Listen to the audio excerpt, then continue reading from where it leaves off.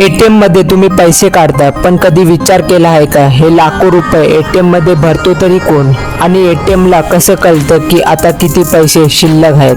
खरं तर एटीएम मध्ये पैसे बँकेच्या कर्मचारी रोज जाऊन भरत नाही. यासाठी खास कॅश मॅनेजमेंट कंपन्या असतात.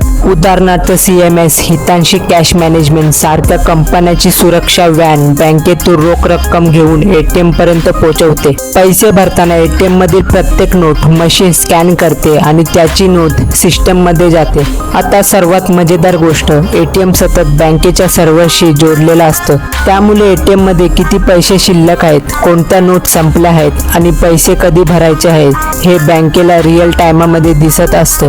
म्हणजे जे एटीएम स्वतःच्या बँकेला सांगत असतं की माझे पैसे संपत आले आहेत. काही मोठ्या एटीएम मध्ये तर करोडो रुपयाची रोख रक्कम असू शकते. म्हणूनच त्यावर 24 तास CCTV अलार्म आणि सिक्युरिटी सिस्टम नजर ठेवत असतं.